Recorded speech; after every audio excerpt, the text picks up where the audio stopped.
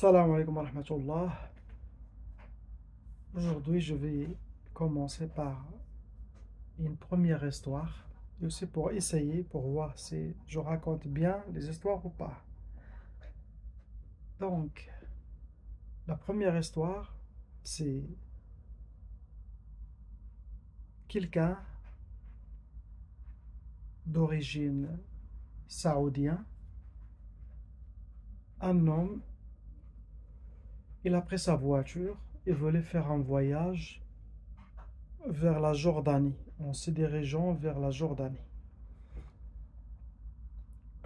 Donc, il a pris sa voiture et il a commencé à 11 heures, à 23 heures le soir. Il a pris l'autoroute entre les montagnes, les déserts, et il faisait très très très noir. Et en passant par une zone inhabitée, cette zone, c'est une zone rocheuse, connaît des roches volcaniques. Ce sont des roches noires, il y a des montagnes aussi. Et dans cette zone, il était habité avant, mais maintenant il est vide. Il y a des maisons en terre faites à la main. Un village, il y a un petit village abandonné entre les montagnes. Et personne ne vit jusqu'à maintenant. Donc, dans l'autoroute, il y avait une grande tournée, on peut dire comme un virage. Et vous savez, quand on fait un virage, on ne voit pas s'il y a quelqu'un qui traverse ou pas. D'un coup, il avait un homme habillé en blanc, âgé, avec une longue barbe blanche comme la neige, traversé d'un coup, et l'homme qui conduit s'appelait Sultan. Et Sultan a frappé l'homme avec sa voiture. Donc l'homme s'est cogné contre la voiture, après il a touché le pare-brise, après il a sauté derrière la voiture. Sultan a remarqué qu'il n'y a pas de... la vitre devant n'est pas cassée ni rien. Donc avec la panique, il a freiné et s'est mis à droite.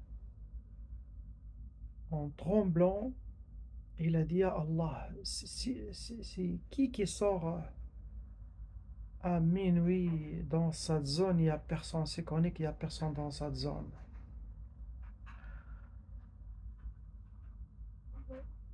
En ouvrant sa voiture, il est allé en courant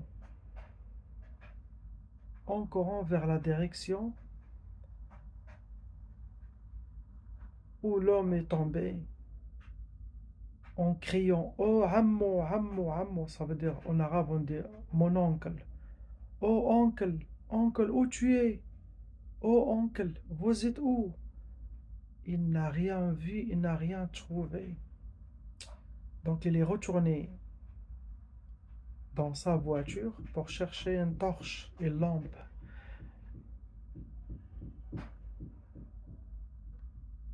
Donc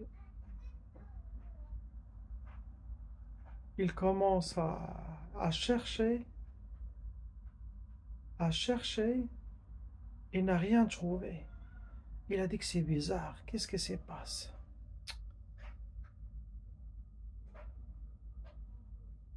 Il n'a rien trouvé. Il est retourné dans sa voiture, il a démarré en panique, mais il n'a rien compris. En commençant en démarrant sa voiture, en partant, il avait un carton, une sorte de carton, qui vient au contraire du vent. Lui, il se dirige comme ça, il y a des vents, car cette place, la nuit est froide, il y a des vents, il y a de la neige dans cette zone. En allant comme ça, il voit qu'il y a un carton derrière qui vient vers lui, contre le courant d'air. Et c'est bizarre. Il vient, il vient, il vient. C'est comme à taper la voiture.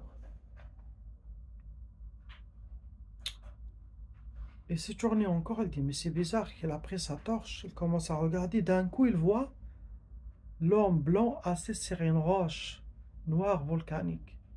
Derrière. Il a dit, Alhamdulillah, j'ai trouvé là. Il court. Oh, Hammo, Hammo. Assalamu alaikum. Qu'est-ce qu'il y a? Qu'est-ce qui se passe? Je t'ai frappé avec la voiture. Je t'ai pas vu. Désolé. Est-ce que tu vas bien? Et l'homme, il a dit, ne t'approche pas. Ne t'approche pas. Reste là-bas, je suis. Il a dit, Alhamdulillah, ana bikhair. Alhamdulillah, je suis bien. Mais ne t'approche pas. Reste là-bas. Je ne suis pas de votre monde. Sultan n'a pas capté, je ne suis pas de votre monde à l'instant. Il a dit, mais j'aimerais bien seulement voir. Est-ce que tu vas bien? Je t'ai frappé avec la voiture. Est-ce que tu vas bien? Il a dit, Alhamdulillah, Alhamdulillah. Il a dit seulement, pars, pars. Sultan n'a pas compris, il a insisté, mais d'un coup, il s'est senti comme quelque chose, l'a tourné le dos, et il le pousse vers la voiture, jusqu'à la voiture, et en fermant la porte. Une force. Il n'a rien compris. Après, il regarde par le rétroviseur. L'homme a disparu. Il a trouvé tout ça étrange. Et c'est bon, il a continué son chemin. Quelque chose comme il l'a poussé de partir. En partant, il est arrivé après quelques heures de route chez son ami qui s'appelle Salah. Salah. Il est assis avec Salah.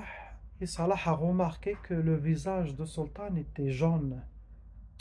Il a dit, il a eu quelque chose. Il a dit, qu'est-ce que t'as? Sultan, il veut rien raconter au début. Il a fait ses ablutions, il a fait la prière. Il pense à tout ce qui s'est passé, c'est vraiment bizarre. Il a dit, Salah, il a dit, j'étais dans la zone telle et telle, et j'ai frappé un homme avec ma voiture. Après, l'homme a disparu, il a raconté toutes les choses. Et Salah, il commence à rire. Et l'autre, elle a dit, mais Salah, je te raconte ça, et toi, tu es en train de rigoler, de rire. Il y a aussi une âme, j'ai frappé une âme, j'ai frappé un homme. Je ne sais pas comment il est son état. Il m'a dit, ne t'approche pas, seulement pars, pars, j'ai rien compris. Peut-être il est blessé, il ne veut pas parler, il est cassé. Et l'autre, elle a dit, Sultan, la zone où tu es, il n'y a personne qui habite là-bas. Il est connu, elle est inhabitable, cette zone. Cette zone montagneuse, il n'y a personne, mais c'est connu que il est habité par des djinns. Les gens, ils ont eu plusieurs visions et ça, il y a des djinns là-bas qui vivent. Il a dit, et tu n'as pas compris l'homme, qu'est-ce qu'il t'a dit? Il a dit, pars, pars, je ne suis pas de votre monde. Il a dit, c'est assez.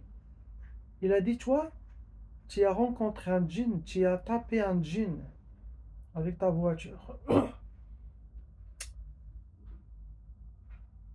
Et Salah, elle reste dans sa tête, il doit retourner. Il a dit, mais je dois retourner, je dois le rencontrer pour réparer. Si je l'ai fait de mal, je dois réparer cette... Qu'est-ce que je lui ai causé?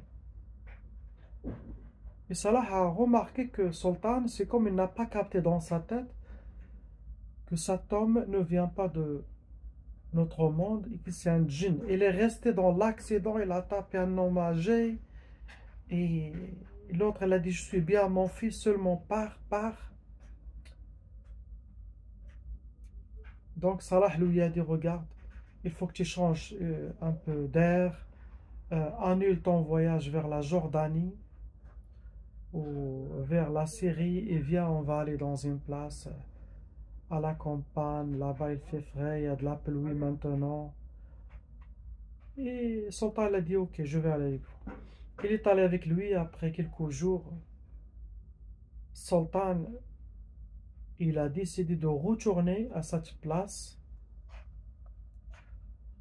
Possible, il va rencontrer cet homme et parler avec lui, demander le pardon, comme ça, pour finir ce qui occupe sa tête, ses pensées.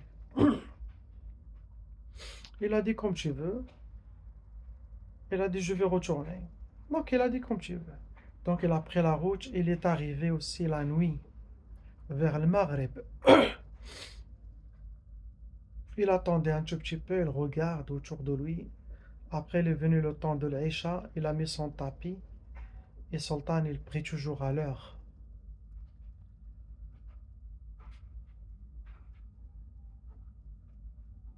Il a prié, après salam salam, il regarde au fond du village, entre les montagnes, il y a une maison en terre, une ruine, mais à l'intérieur, il y a des feux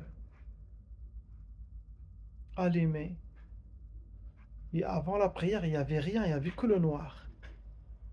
Donc, il s'est dirigé vers cette place. Il continuait à appeler Oh, Ammo, Ammo. Depuis l'entrée du village, il crie que Ammo, Ammo, où tu es, où tu es. Ammi, oncle, oncle. Il est allé, il a rencontré l'homme assis et devant lui il y a du feu. Et l'homme lui a regardé. Il a dit Oh, Ammo, Alhamdulillah que je t'ai vu. Est-ce que tu vas bien? Je t'ai frappé avec la voiture, tu m'as rien dit, j'ai rien compris, c'est quoi ça, tout ça? Euh, طمئني عليك يعني, dis-moi des nouvelles de toi, est-ce que tu vas bien, votre corps et tout ça? Et l'autre lui a dit, viens, viens, il fait froid, assieds-toi, réchauffe-toi avec ce feu, assieds-toi. Et l'homme, il est assis avec son djellaba, mais ses pieds, il cachait ses pieds. Cet homme était très très âgé. Et Sultan lui a dit Arifni alik, dis-moi vous êtes qui? Tu viens d'où?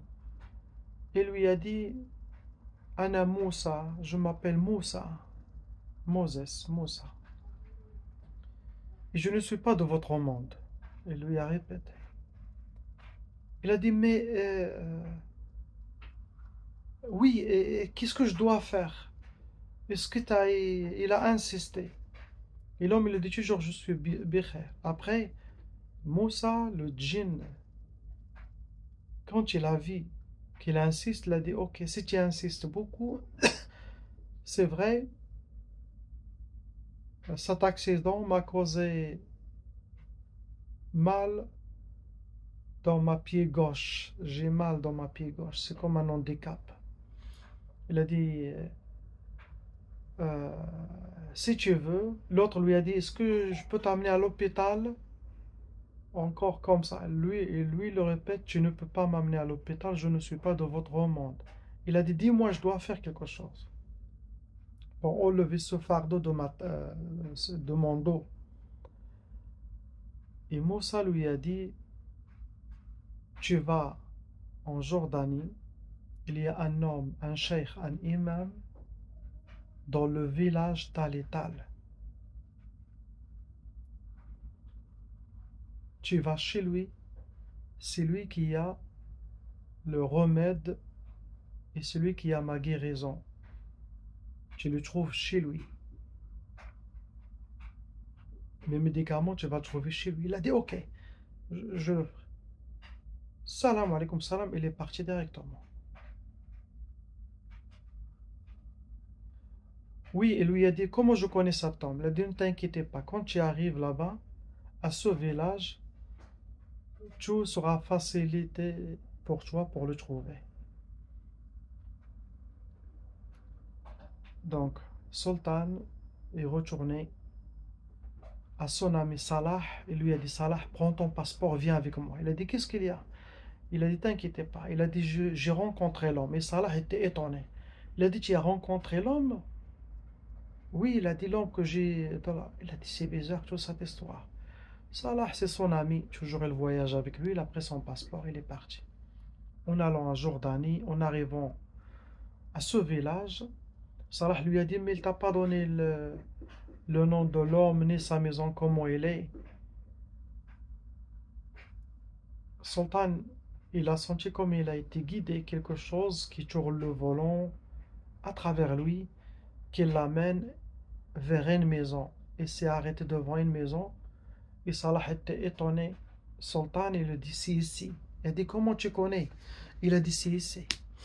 Donc c'est vrai, ils ont euh, frappé la porte, il y a un enfant qui est sorti, un jeune garçon. Il lui a dit, est-ce que ton père est là? Il lui a dit, oui, mon papa, il est là. Après, le papa, il est sorti. Sultan, il a dit, salam alaikum. Il a dit, je suis le guest, qu'est-ce qu'on dit, daif. Daif, qu'est-ce qu'on dit, daif? L'invité. Il a dit, je suis l'invité de Moussa. C'est ce que lui a dit le djinn Moussa. Il a dit, quand tu arrives chez l'homme, tu lui dis, je suis l'invité de Moussa. Et quand l'homme a entendu l'invité de Moussa, il est arrêté un tout petit peu, il a baissé sa tête. Après, il lui a dit, bienvenue, invité de Moussa, rentre. Quand il est rentré, il est assis. Sultan lui a dit, regardez, le monsieur que je te parle, Moussa, il m'a dit que son médicament, son remède est chez toi. Il a dit, pour Allah, subhanahu wa ta'ala, pour Sayyidina Muhammad, dis-moi, est-ce que tu es un charlatan? Est-ce que tu es un sorcier? Car l'homme a dit qu'il n'est pas de notre monde. Comment, c'est quoi ce médicament? Et l'homme lui a dit, il a dit, cet homme, il a dit, je ne suis pas un charlatan, je suis un imam, je suis un cheikh de ce village. Et cet homme, il a une très grande histoire. Il a dit, cet homme que tu as connu, c'est un djinn très très âgé. Son âge date de plusieurs milliers d'années, à peu près 20 000 ans. Et ça, cet homme, c'est un très grand cheikh djinn musulman qui enseigne les hadiths, les tafsirs, le Coran. Il a dit, il connaît le Coran euh, par cœur. Je ne sais pas qu'est-ce qu'il y a, ça devient noir, l'écran. Il a dit, il connaît le Coran par cœur. Il enseigne le Coran, l'islam et tout. Et ce sont des djinns qui habitent ce village et qui ne sortent pas de cette zone, de leur place. Il a dit, ce sont des gens sérieux, ce ne sont pas des chayatins ou des sorciers, et moi aussi je suis correct. Il a dit, cet homme, mon père, il vivait là-bas, dans cette zone. Mon père, il était un ra'i, un berger, il était un ra'i dans ce coin. Et c'est cet homme, djinn, qui a aidé mon père à mémoriser le Coran, et aussi mon père a aidé ce djinn dans les trucs de la religion. Donc, et il a dit, et c'est cet homme, Moussa, qui m'a enseigné le Coran, qui m'a aidé à mémoriser le Coran entier. Il a dit, autant que je te parle, il y a son hafid, son neveu, à côté de moi. Il m'a dit, lui, c'est l'invité de mon grand-père. Salah, l'autre, il était bouche bée, il entend tout ça, il n'a rien compris. Et l'autre lui a dit, c'est quoi les médicaments? Qu'est-ce que... Il a dit, il n'y a rien dit. Il a dit, c'est vrai, il a raison. Il a dit que son médicament, il est chez moi, son remède. Il a dit, c'est une simple plante. On l'utilise dans le brour, dans l'encens naturel. Ça sent très très bien. Il a dit, celle-là, tu vas le ramener chez lui. Tu vas chez lui à la même place. Quand tu vois la lumière ou le feu, ça veut dire qu'elle est là. Tu vas lui donner. Tu vas prendre morceau de feu, tu mets cette plante sur et tu le fais cet encens. Avec cet encens, il va guérir, il va revenir comme il était avant. Si tu ne le trouves pas, il a dit seulement tu le poses à la même maison où tu l'as trouvé. Il a dit ok. Merci, barakallahu fik. C'est bon, ils ont repris le chemin. Et Sultan est retourné à cette place encore. On rentre à la village, il cherche, il ne voit pas de feu. Oh, Ammi Moussa, Ammi Moussa, Ammi Moussa.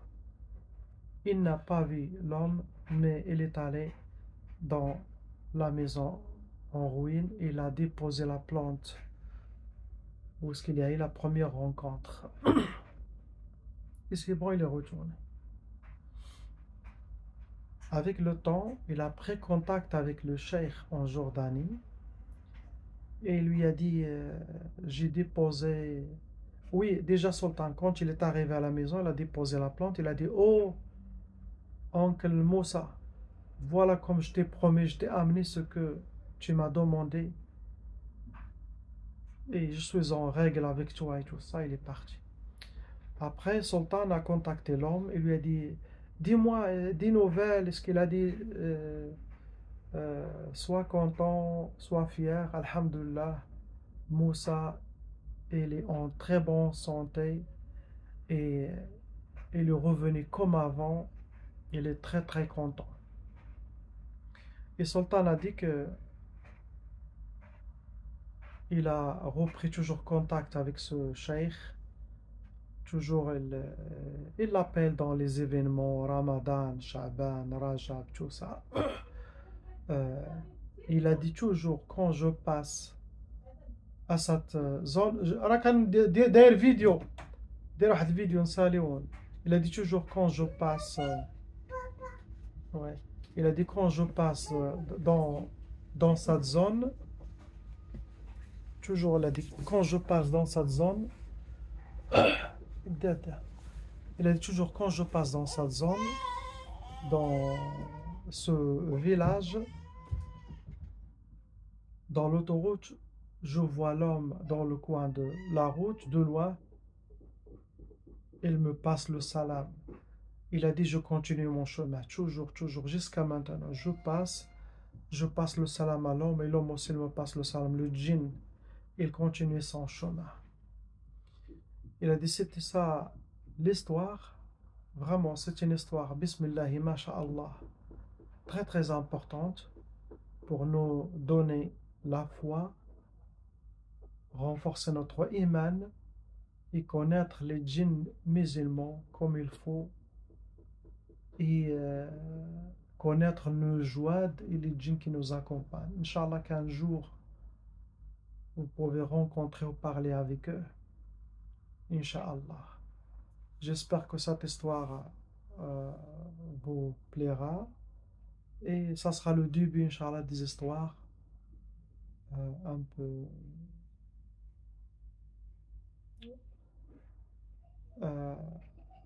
histoire djinn humain que les gens ont soif de connaître, Inch'Allah. Et barakallahu fikum, il y a des vidéos de Ruqya qui vont suivre, Inch'Allah. La ilaha illallah Muhammad Rasulullah. Salam alaikum.